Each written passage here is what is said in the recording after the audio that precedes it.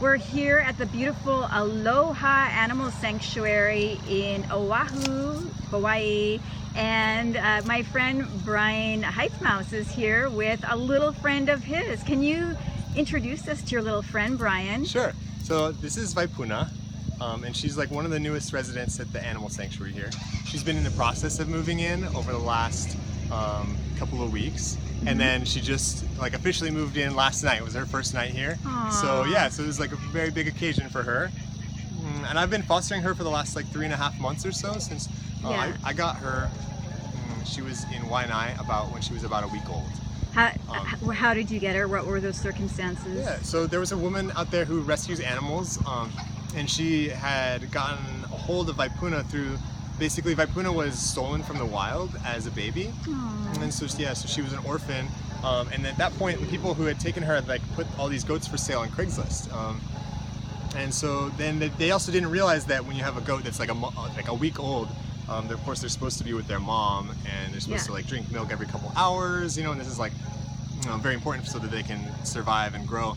And she wasn't really taking milk very well from the bottle feeding, and like they just weren't really prepared to take care of this 1-week-old goat. And I think she was like the runt of the litter, and somehow they had like sold all the other ones, and she was like the last one. So she ended up in the hands of a woman that rescues animals, who just couldn't keep her but needed to find a safe home for her. So she's looking for anybody that could just foster her and just wouldn't eat this little sweet precious baby.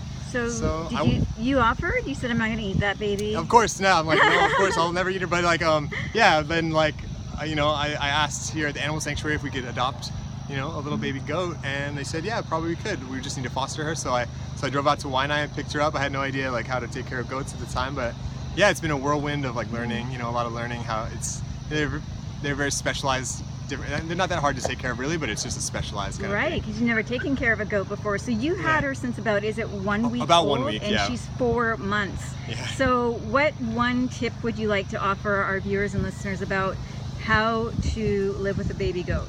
How to live with a baby goat? I think one of the best things that worked out for me was like, because I kept her indoor outdoors, so she would get to go outside in the yard, but like diapers were huge, because I don't know, I thought about trying to potty train her, but yeah. Goat poops are pretty easy to pick up. I've picked up many myself. Not the worst of all the animals. Not the worst, but like peas, they kind of just go wherever they feel like. Oh, okay. So I just, hey Waipuna, maybe you can stay a little longer. And then, yeah, so anyways, that was like very helpful for me. And then otherwise, like, find a good veterinarian that can take care of them. And, there's like a lot of research to be done. There's like a really good Facebook group if you ever end up fostering like an orphan baby goat. What kind of space do they need? Well, they don't necessarily need like a huge space, but they need like a safe area where they won't be like found by any like predator like dogs or anything. And they're very rambunctious when they're little, aren't they? I mean, even when they're older, but especially the little ones, they like to jump everywhere. They like to be able to jump around, and have something to jump up on.